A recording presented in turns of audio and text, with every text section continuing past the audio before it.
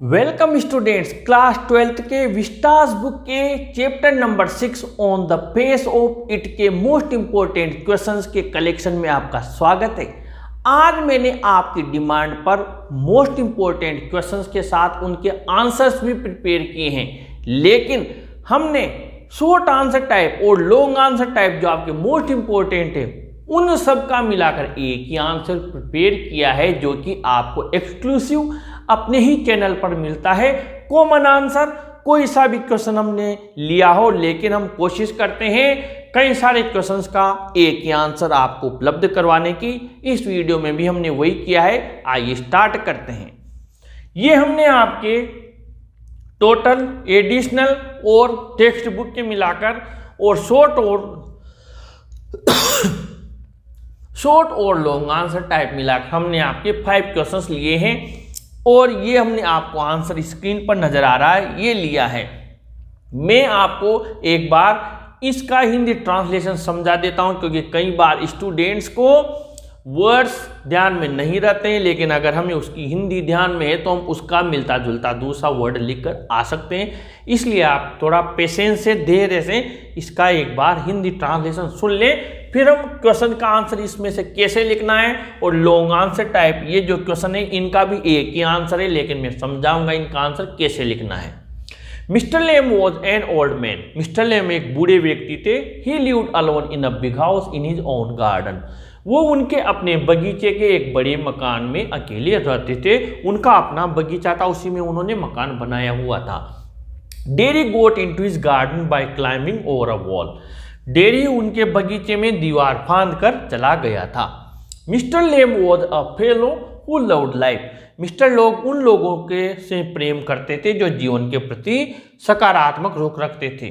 दो one of his legs was of tin. हालांकि उनकी एक टांग टिन की बनी हुई थी, टूटी हुई थी। He never suffered from inferiority complex का मतलब है हीन भावना से ग्रसित होना, यानी ऐसा कभी नहीं रहा कि उनकी टांग खराब है तो वो हीन भावना से ग्रसित रहे हों। One side of dairies face was burned from acid. Dairy की एक चेहरे की एक साइड एसिड से जली हुई थी। So he thought people avoided him. इसलिए वो सोचता था लोग उसे अवॉइड करते थे। He thought that nobody liked his company और लव्ड हिम। वो सोचता था कोई भी उसे पसंद नहीं करता, उसके साथ रहना, उसको प्यार करना कोई पसंद नहीं करता था, ऐसा उसके मन में भावना आ गई थी। So he did not like being with people. इसलिए वो लोगों के साथ रहना पसंद नहीं करता था। He became pessimistic in his life. वो उसके जीवन में पेसिमिस्टिक यानी होपलेस, यानी कि निराशावादी हो गया था। Mister Lamb motivated Derry. Mister Lamb ने डेरी को प्रेरित किया। His personality was an example for Derry to live life without feeling ashamed of himself. Mister Lamb का जो जीवन था, उनकी पर्सनालिटी, व्यक्तित्व था, वो एक उदाहरण था डेरी के लिए कि वो जीवन को प्यार करे और बिना शर्म की, without feeling ashamed of himself, बिना शर्म की जीवन को जिए। He encouraged Derry to think positive. उन्होंने डेरी को एनकरेज किया, उसका हौसला बढ़ाया कि वो पॉजिटिव सोचे। मीट पीपल, लोगों से मिले, and enjoy life and enjoy their company, और उनके साथ रहने का आनंद उठाए। All these qualities draws Derry to mister Lamb. इन सब क्वालिटीज की वजह से डेरी मिस्टर लेम की तरफ खिंचा हुआ आ गया। अब ये क्वेश्चन है, इनको समझ लेते हैं, इनके आंसर्स को। Why did Derry not like being with people? Dairy लोगों के साथ रहना पसंद क्यों नहीं करता था? पहले का आंसर है, और इसका आंसर आपको यहाँ से लेकर और यहाँ तक लिख देना है। Question number 2, Why did Derry go back to Mr. Lamb? Derry mister Lamb के पास क्यों गया? यहाँ से लेकर यहाँ तक लिख देना है। Third question, Who was Mr. Lamb? How did Derry get into his garden? Mister Lamb कौन थे और डेरी उनके बगीचे में किस प्रकार गया था? इसका आंसर आपको यहाँ से लेकर यहाँ तक लिख देना है। अब आगे बढ़ते हैं क्वेश्चन नंबर 4 में, जिसमें 3 क्वेश्चन दिए हुए हैं। तीनों के आंसर्स आपको गाइड पास बुक्स में अलग अलग मिलेंगे, लेकिन मैंने इनका एक कॉमन आंसर बनाया है, देख लेते हैं। What is it that draws Derry towards Mister Lamb in spite of himself? वो क्या चीज थी जिससे डेरी मिस्टर लेम की तरफ खिंचा हुआ चला गया? इन स्पाइट ऑफ हिमसेल्फ, यानी जबकि उसका मन वैसा नहीं था उनकी तरफ जाने का। एक तो क्वेश्चन ये है लॉन्ग आंसर टाइप में। सेकेंड है give a character sketch of mister Lamb. Mister Lamb का चरित्र चित्रण कीजिए। ये दोनों क्वेश्चन बोर्ड एग्जाम्स में कई बार आ चुके हैं, लेकिन ये रिपीट होते हैं। What change mister Lamb bring in Derry's attitude towards life.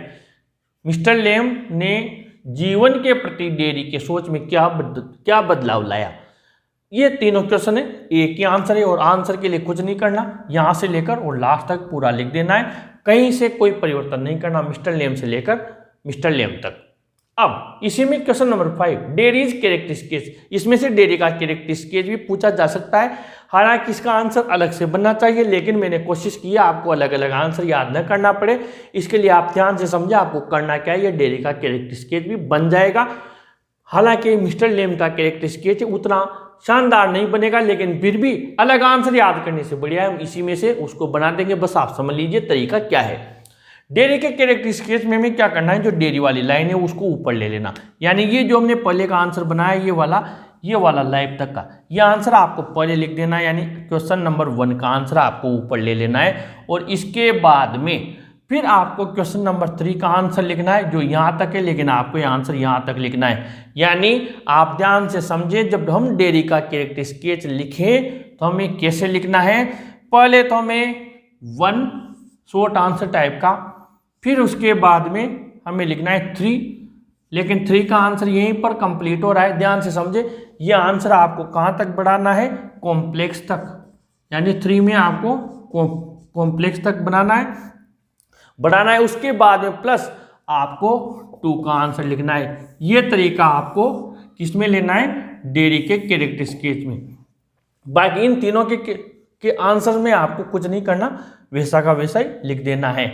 मुझे आशा है मैं जो मेहनत कर रहा हूँ आपको अच्छा लग रहा होगा। ये अपने फ्रेंड्स को भी शेयर करें वीडियो, और इसे ज़रूर लाइक करें, अपने चैनल को भी सब्सक्राइब करें। अगले वीडियो में फिर मोस्ट क्वेश्चंस और उनके आंसर्स के साथ में अगले वीडियो में मोस्ट इंपॉर्टेंट क्वेश्चंस और उनके आंसर्स के साथ में आपसे फिर मुलाकात होगी। आप चैनल के साथ बने रहें, चैनल को जरूर सब्सक्राइब करें स्टूडेंट्स। Thank you.